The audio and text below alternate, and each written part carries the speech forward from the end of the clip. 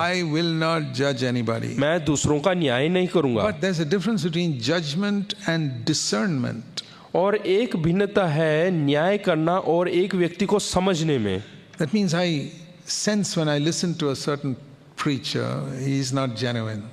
जब किसी प्रचारक को मैं सुनता हूं तो मुझे पता चलता है कि ये सच्चा नहीं है। The way some people talk, you say this guy is a crook. I can make out that. और मैं समझ जाता हूं कि ये व्यक्ति सीधा नहीं है, So टेढ़ा I'm है। not judging him. मैं उसका न्याय नहीं कर I'm रहा, just discerning him, so I will not have any dealings with him in my life. मैं उसको समझने की कोशिश कर रहा हूं ताकि आगे कुछ और काम उसके साथ लेन देन I ना will not करूं। spend my time listening to this preacher because I feel he is not genuine. और किसी प्रचारक का प्रचार सुनने के लिए मैं अपना समय व्यर्थ नहीं गवाऊंगा जो मुझे लगता है कि वो सचमुच में परमेश्वर वचन में से नहीं कर रहा that is है। discerning for my own benefit. और मैं अपने लाभ के लिए समझने की कोशिश कर रहा But हूँ। judging is I pass a judgment on him. He's like this, he's like that. न्याय का मतलब है मैं बोलता हूँ कि ये व्यक्ति इस प्रकार का है या उस प्रकार का है। Discernment is more an inward thing. और जो समझना है वो है अपना अंदरूनी बात। That I discern something, so I decide whether I can have dealings with this man or not. और मैं उस व्यक्ति के बारे में जो है जानकारी हासिल करता हूँ ताकि उसके साथ आगे कुछ काम करना है कि नहीं। For example, if you are considering marriage, you must discern. You don't have to judge a person, but you must discern.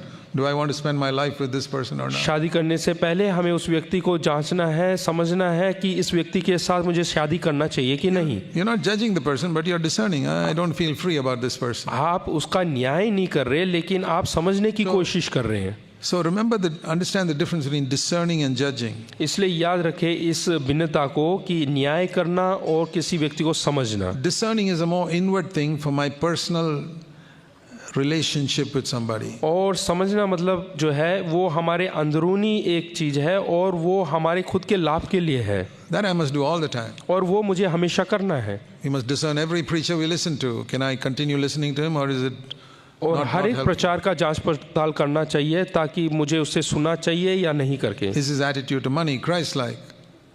Is his attitude to money Christ-like? या फिर ये मसीह जीवन के लिए प्रोत्साहन करता है या फिर धन दौलत के लिए? Is he leading me to a godly life? क्या वो मुझे सहायता करेगा कि मसीह जीवन जीने के लिए, ईश्वरीय जीवन जीने के लिए? That is discernment. और वो है समझना। So judging is another thing. और न्याय करना दूसरी बात है। And here it says when the Lord comes he will reveal all these hidden things. और वो कहता है कि जब प्रभु आएगा तो उस समय सारी छुपी हुई बातों को प्रकट करेगा। See, in our mind there's a thing called memory. हमारे दिमाग के अंदर याददाश्त करके एक बात है। That memory is like a videotape that is always recording everything in our life. और वो याददाश्त जो है वो एक वीडियो टेप की तरह हर चीज को जो है रिकॉर्ड कर लेता है। See, like this camera is now videotaping here. ये यहाँ पे कैमरा है जो कि उस हर चीज को अपने अंदर समा लेता It's है। taking a picture of everything. वो हमारी सबकी पिक्चर ले लेता है। But it can't take a picture of what's in my thoughts. लेकिन वो हमारे जो दिमाग में चल रहा है उस चीज का पिक्चर नहीं ले सकता। This camera cannot tell you whether I am preaching for money or for honor or any such thing. और जो कैमरा है वो ये नहीं समझ सकता कि मैं पैसे के लिए प्रचार कर रहा हूँ या वैसे। But there's another camera inside my memory. लेकिन मेरी याददाश्त के अंदर एक ऐसा कैमरा है which can also picture why I am preaching. Is it for honor or money or because I love the Lord? तो वो जो है उस चीज़ को जो है रिकॉर्ड कर लेता है कि क्या मैं पैसे के लिए प्रचार कर रहा हूँ या अपने आदर के लिए या फिर परमेश्वर के लिए। And is also it can picture all the thoughts that go on in my mind. और वो चीज़ को रिकॉर्ड कर लेता है जो मेरे दिमाग के अंदर चलता है। That is an amazing video camera, our memory.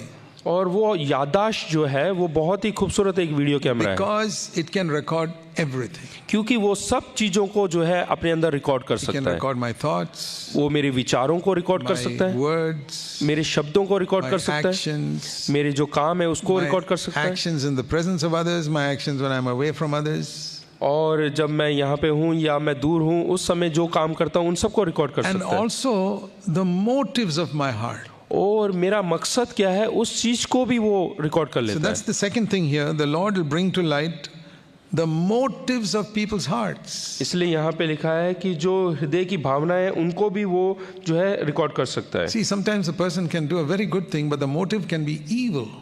कई बार कई लोग अच्छे काम कर सकते हैं लेकिन वो हो सकता है कि उसके अपना हम हो सकता है।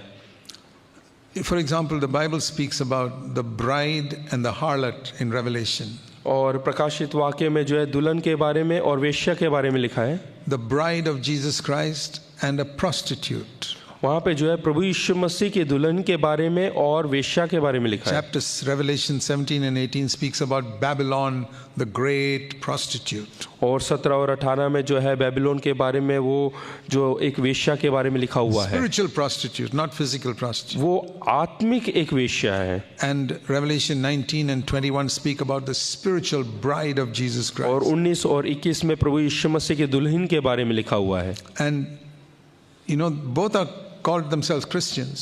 और दोनों अपने आप को मसीह कहते हैं। Babylon is false Christianity and Jerusalem is true Christianity. Babylon जो है वो झूठा मसीहा है और जो दुल्हन है वहाँ पे इजराइल वो The सच्चा मसीह है। bride is the true Christian. और जो दुल्हन है वो असली मसीह है। Babylon, the harlot, is a false Christian. और जो बेबीलोन है वो झूठा एक दुल्हन है। One is a bride, one is a prostitute. एक जो है दुल्हन है और दूसरा वेश्या है। And one way to find out और एक रास्ता है ढूंढने का, is by money.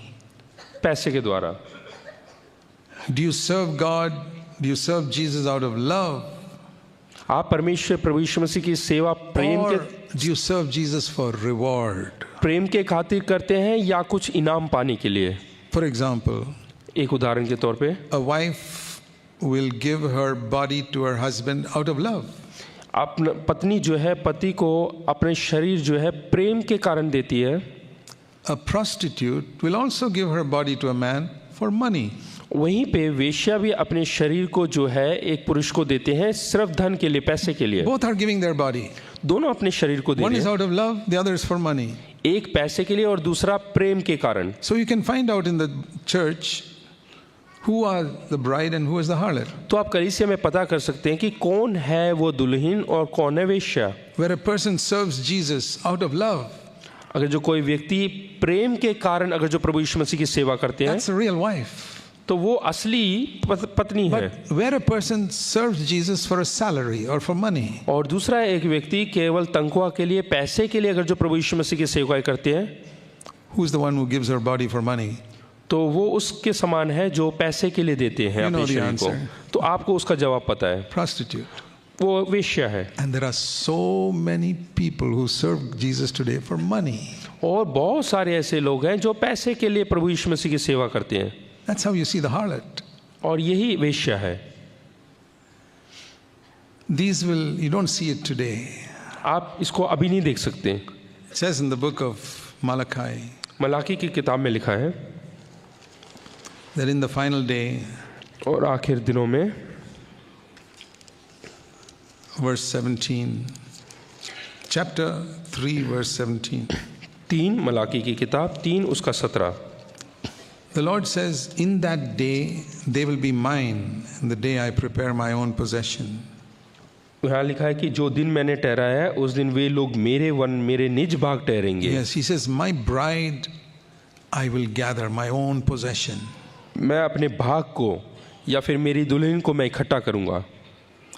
And that day, verse 18, you'll be able to distinguish between who is really righteous and who is wicked, and who really serves God and who did not serve God. यहाँ पे फिर 18 में लिखा है, तब तुम फिरकर धर्मी और दुष्ट का भेद, अर्थात जो परमेश्वर की सेवा करता है और जो उसकी सेवा नहीं करता है, उन दोनों का भेद पहचान सकोगे। Today you don't see it आज आप नहीं पहचान सकते, because everybody appears very spiritual and talks about a burden to do this for the Lord and a burden to do that for the Lord. क्योंकि हर कोई आज जो है इस प्रकार से प्रकट करता है, दिखाता है कि परमेश्वर के लिए बहुत बोझ है, परमेश्वर के काम करने के लिए। The motive we cannot judge now.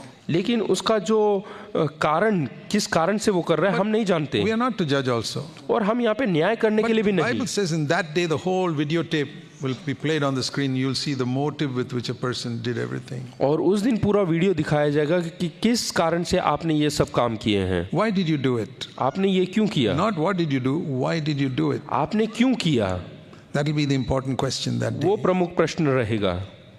And then you will distinguish who is really serving God and who is not serving Him. और उस दिन पता चल जाएगा कि कौन अर्थात यानी कि सच्चे मन से परमेश्वर की सेवा करता है और कौन नहीं करता। That is why it's best not to judge anybody now.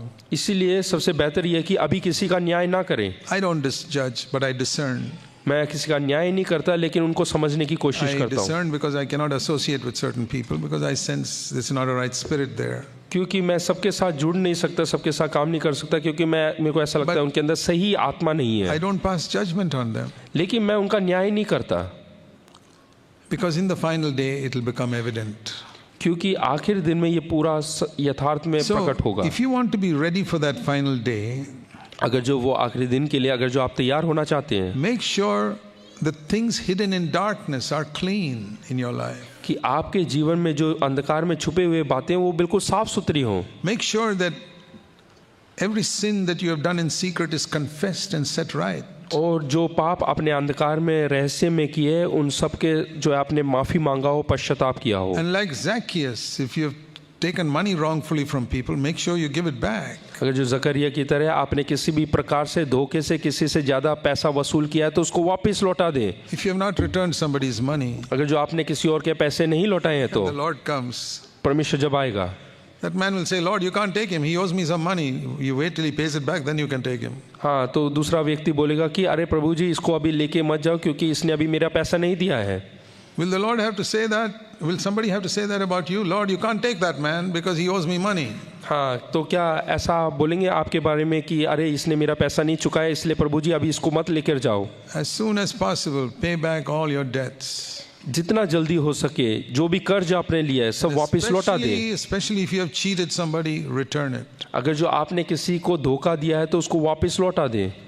Why did Zacchaeus say, I'll give back 4 times? ज़कैया ने क्यों बोला कि 4 समय ज़्यादा मैं Because 4 गुना ज़्यादा दूंगा? He made a quick calculation of 10% interest per year and decided I have to give back more than I took. तो उसने 10% ब्याज को जोड़कर जल्दी से उसने हिसाब किताब लगाकर बोला कि मैं 4 गुना ज़्यादा लौटाऊंगा। He said, I stole that from that man 15 years ago. I can't give the same money. I have to give him with interest. क्योंकि 50 साल पहले मैंने जो लिया अब वही रकम मैं वापस नहीं दे सकता, मुझे ब्याज भी चुकाना है। 15 years means I must give him 4 times. 15 साल मतलब कि मुझे 4 गुना ज़्यादा देना है। So we have to be righteous in all these hidden areas. और इन सब रहस्य की बातों में हमें बहुत ही धर्मी होना है। Very few preachers talk about all this. और बहुत कम प्रचारक ये सब प्रचार करते And those हैं। are the people who are not preparing you for the second coming of Christ. और वो इस प्रकार के प्रचारक हैं जो आपको तैयार नहीं कर रहे हैं प्रभु यीशु मसीह के They are आगमन not के लिए। preparing you for the final examination. और वो आखिरी परीक्षा के लिए आपको तैयार नहीं कर रहे They हैं। are teaching you a lot of subjects which will not come in the final और examination. आपको जो है बहुत सारे विषय में तैयारी करा तो रहे हैं लेकिन वो सब विषय आखिरी परीक्षा में नहीं आएंगे।